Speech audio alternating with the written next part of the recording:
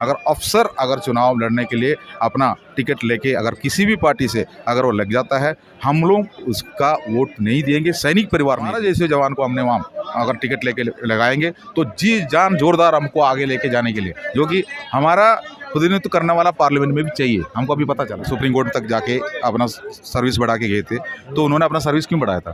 तनख्वाह 6 महीने की तनख्वाह और लेने के लिए बढ़ाया ना। एक जनरल होते हुए हमारे लिए वो एक लफ्ज़ भी नहीं कहते हैं, हमारे लिए एक भी बात किसी जगह पर वो बातचीत नहीं किया। हमारे लिए कोई कम से कम रेकमेंड करने वाला बात हो कुछ नहीं। जो जनरल वीके सिंह साहब से हमें कोई भी उम्मीद नहीं। अभी तो उनके घर पे जाने के बाद हमको ऐसी इज्जत दे रहा है, उनसे क्या इज्जत लेना है? हमें उनका कोई इज्जत की ज़रूरत नहीं है। हम आने वाला टाइम पर हम दिखाएंगे।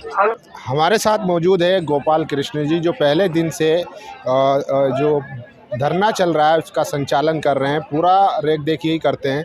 सर, अभी एक वीडियो आया है जनरल वीके सिंह का, जो जब आप लोग ज्ञापन देने गए थे पूर्व सैनिक, तब वो कह रहे हैं कि 96% जो है वो पेंशन जवानों को मिलता है, सिर्फ 4% अधिकारियों को मिलता है। क्या कहेंगे इस पर?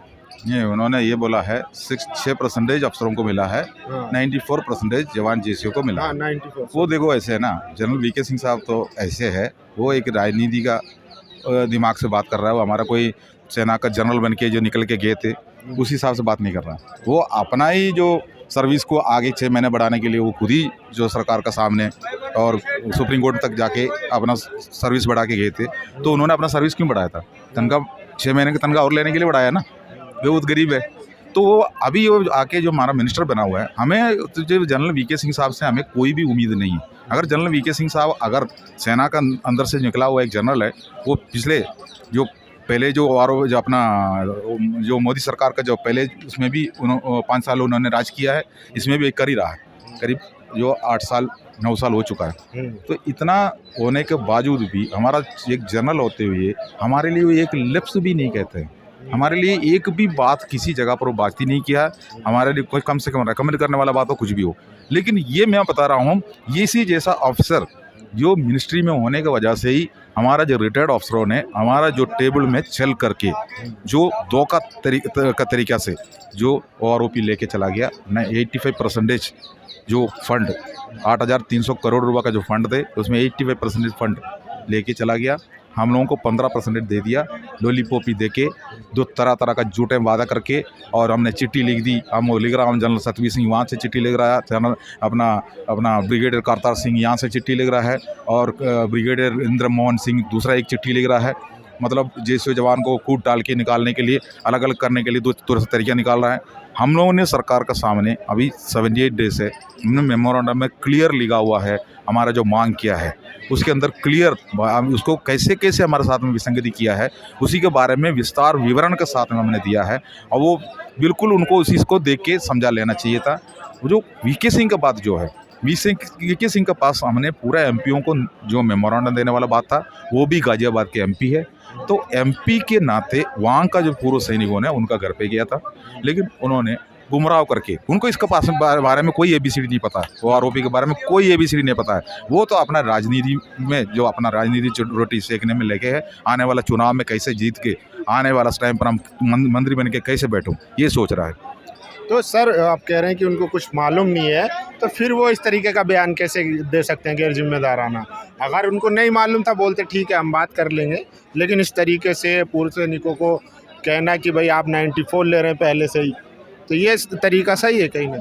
वो उसका कहने का मतलब यही है, 94% जेसीओ जवान है, 6% है अफसर। उनका हो सकता है इसी हिसाब से बता दिया होगा। 94% जो जेसीओ जवान है देश का, जो पूर्व सैनिक में जो 6% ही है जो हमारा अफसर, तो 6% जो अफसर को फ़ायदा मिला है, 94% जो जेसीओ जवान को फ़ायदा जो उसने जो उनका जो कैलकुलेशन के हिसाब से, तो जो 6% अफसर को जो टोटल 8,300 करोड़ जो फंड अलॉट किया है, ये 6% अफसर को 85% चला गया ना। बात यही है, वो सही बोला है एक हिसाब से देखा जाएगा तो। सही बोले? हाँ बिल्कुल सही बोला। 85% उनके पास गया ना, 6% जो अलग पास चला गया ना। जो फंड जो टोटल जो फायदा कितना लोगों को हुआ है, 6% लोगों को ही हुआ है, वो अफसर है। 94% हम लोग फंड उनकी तरफ। हाँ फंड जो 94% जेसीओ जवान हम लोग है, हमें 15% उसमें से दे दिया है।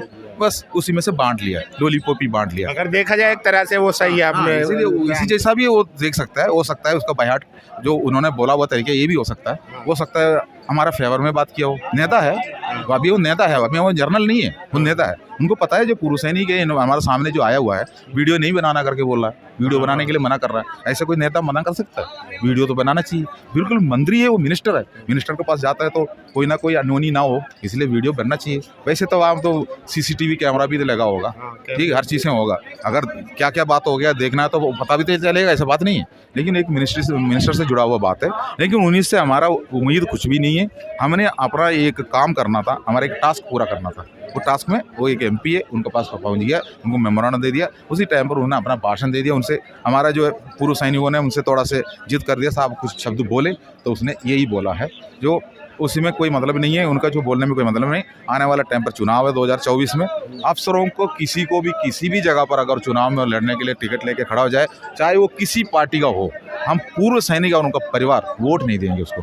अच्छा, बिल्कुल नहीं देंगे। पूरे कहीं भी ऑफिसर कहीं भी लोग ऑल इंडिया के अंदर किसी भी जगह पर उन्होंने, ये लोकसभा का हो या अपना अपना स्टेटों का इलेक्शन हो, अगर अफसर अगर चुनाव लड़ने के लिए अपना टिकट लेके अगर किसी भी पार्टी से अगर वो लग जाता है, हम लोग उसका वोट नहीं देंगे। सैनिक परिवार नहीं देंगे, सैनिक पूर्व सैनिक भी नहीं देंगे, सैनिक भी नहीं देंगे और उनको परिवार भी नहीं देंगे। बहुत बड़ा वोट बैंक है हमारा, हम नहीं देंगे।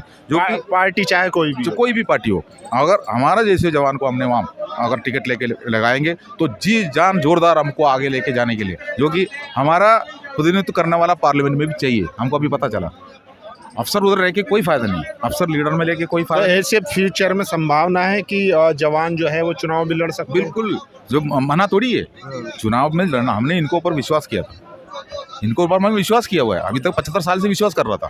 जो विश्वास कब टूटा है?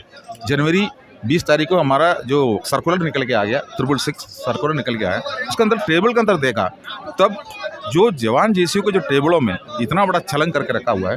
अभी हमने जो मेमोरेंडम लास्ट वाला जो मेमोरेंडम हमने भेजा है, उसके अंदर आप देख लीजिए, वो मेमोरेंडम को आप देख लीजिए। उसके अंदर जो एक 17 साल नौकरी किया हुआ एक सिपाही को 22% जो OROP का लाभ दिया है, उसका बाद जितना भी रैंक से 8% 9% में आ गया, जैसे रैंक का 3% मिला है और ऑफिसर का टेबल का अंदर पहुंच गया। तो एक लेफ्टिनेंट है और एक कैप्टन है, वो कमीशन ऑफिसर होता है, लेकिन उन्होंने उस रैंक में पेंशन नहीं होता है, उसी में 3% डाल दिया। उसमें 3% इसलिए डाला है, पीछे से JCU को ऑर्डिनरी लेफ्टिनेंट ऑर्डिनरी कैप्टन बनाता है, तो ऑर्डिनरी कैप्टन ऑर्डिनरी लेफ्टिनेंट का टेबल में वही आएंगे वो 3%। वो 3% कैलकुलेट कर दिया 2018 का हिसाब से, तो पहले से जो आके बैठा हुआ है वो पहले से ही ज़्यादा ले रहा है, तो रिफंड लेना पड़ेगा। उसी जैसा टेबल लगा दिया, मतलब धोखा दे दिया, खजाना लूट ली, खजाना पूरा लूट के लेके गया। दोषी तो पूरा हमारा अफसर है। और ये जो इसी जैसा जनरल जो VK सिंह जैसा मिनिस्टर वहाँ रहता है, तो वो सरकार की तरफ से उन्होंने भी तो आंख बंद किया होगा ना, इनको जो ठीक है ऐसे कर लो, ये बेड बकरी है, इनको कुछ नहीं पता है। इसी जैसे उन्होंने उनको बताया होगा, तभी तो उनके घर पे जाने के बाद हमको ऐसी इज्जत दे रहा है। उनसे क्या इज्जत लेना है? हमें उनका कोई इज्जत की ज़रूरत नहीं है। हम आने वाला टाइम पर हम दिखाएंगे हमारा पावर क्या है, हम दिखाएंगे। बाकी जो हमारा साथ में जो चैलेंज हो रहा है, ठीक है। चलिए, थैंक यू हमसे बात करने के लिए। तो देखिए, एक नया ऐलान किया है कि हमारे जवान भी आने वाले चुनाव में हिस्सेदारी ले सकते हैं, और कोई भी अधिकारी किसी भी पार्टी से अगर खड़ा होता है तो जो पूर्व सैनिक है वो और उनका परिवार पूरी तरीके से बायकॉट करेगा। आप लोगों की राय ज़रूरी है, अपनी राय दीजिए। धन्यवाद।